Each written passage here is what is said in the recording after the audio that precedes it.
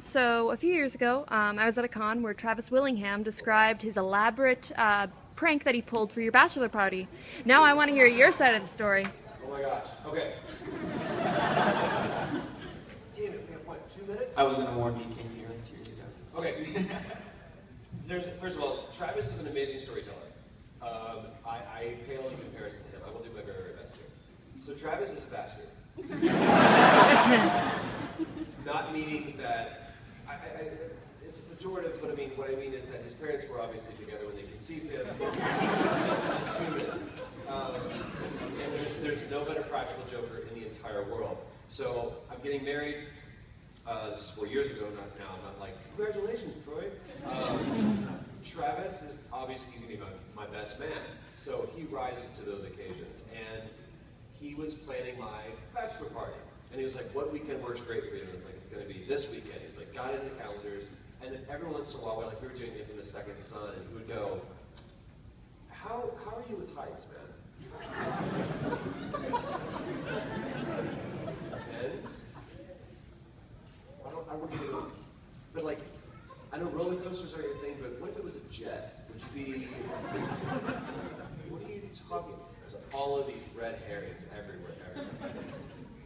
Then I got a call from my agent, hey, we got a session booked for you for this Friday.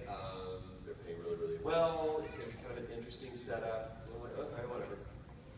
So I go into this session, and it is straight up Russian mafia. Straight up Russian mafia. Every time the guy that we were working with, that was the director, he was like, guys, I apologize. They're a little bit shady, but they're paying us all really, really well. They want to record it in a different way. They like the cinematic feel. So we're not going to be like, microphone's not going to be here. They're just going to be like cameras on us for reference, and they're going to have microphones in the room, and they just want you guys to move around in the space. I'm like, and of course, again, the ego picks up. I'm like, okay, guys, I'm sorry, I have a problem with this. Really get into this. And every time the director would go, guys, what do you think about that? You direct or you direct? Got it. So we're going through, and all of a sudden, we're in the middle of this thing, and Keith, the director, goes, guys, is there a problem? And I thought a bat had flown into the control room, and then there's this loud bang, flash bang, and all of a sudden the door to the studio comes busting open, and like 8 ATF guys come pouring into the room, guns drawn, get out, get out. And you learned something about yourself in this situation. Number one, what is my threshold of pooping myself?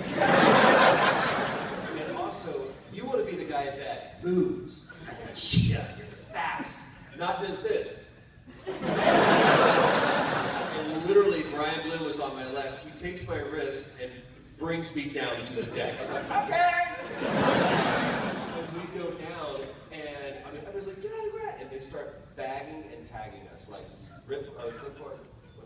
ties. Zip ties around my head and everything, and they're looking at us like, look left, look left! And I'm like, okay, this is where we're going to get the reveal. And I look left, and everybody to my left, including Travis, is terrified. That's not what you want to see. So there's video of me, and I'm just like, have this weird like, look in my eyes, and kind of a smile on my face, and Travis thought he was blown. And what I'm thinking to myself is going, well, you're gonna die today. And everything in your body is telling you this isn't real. 99% of your mind is going, there's no way this is real. But there's a 1% that says, if this is my reality right now, I'm in a bad way. So they pick us up, and I don't know if you've ever been arrested, but cops have this wonderful demeanor where they're incredibly polite to you in the scariest way. All right, sir, go ahead and turn to your left. We're going to be walking outside. I was like, you're the worst tour guide ever. Sir, you don't mean that. You just have to say, so boom, throw me in the back. I am now like bagged, handcuffed, and they're throwing me into the back of a police van. And they're like, we got him. Boom. Doors closed, I'm by myself, and there's a guy that has a hand on my shoulder, and it's just like wrestling with me. And I'm like, this is getting increasingly more terrifying. So then we take off and we leave. And it's like, we're bump, bump, bump, bump. And I'm trying in my mind, I can't see, hear anything. I can barely breathe. I'm incredibly uncomfortable, which is making it feel more real. Because with your buddy, it's like, hey, dude, make sure he's on a chair or something. No, no, no, no, no, no. No accoutrements whatsoever. This is uncomfortable. So I'm like, running through, I was like, oh my God, okay, where are we at right now? Okay, we have to be going down the 101. Oh my gosh, we've been in the car for like 30 minutes at least. So we're probably heading up to like the 210. Oh my God, I think it's on Lake Pirate. They're going to shoot us. Oh my God, what's happening? And then we come back, and then I hear the police scanner that's happening. Oh yeah, we got it. All of this stuff, and all of a sudden the door opens. They bring us like swing around, and I'm like hanging out the side like this. And the cop looks at me and was like, "What's your name?" I say nothing.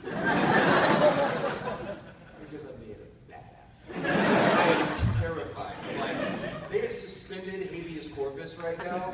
These guys are not messing around. And again, probably not real, but man, if it is. And so I'm sitting there, I was like, "What's your name?" All right, take off his headphones, because I had like these headphones where I couldn't hear anything. He's like, "What's your name?" And I goes, "You know what, man? That whole thing where you see on the TV where they don't respond, that's not going to work well for you here. What's your name?" And I go, "Troy."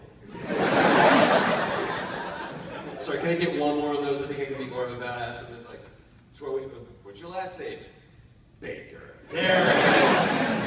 He's like, "Do you have any reason why you're being detained today?" "No." And he goes, "All right, you know what? This is going to work. Take the hood off." And he takes the hood off, and I'm like, white out blinded, and there's Travis in my face. He was like, "Welcome to your bachelor party." Yeah!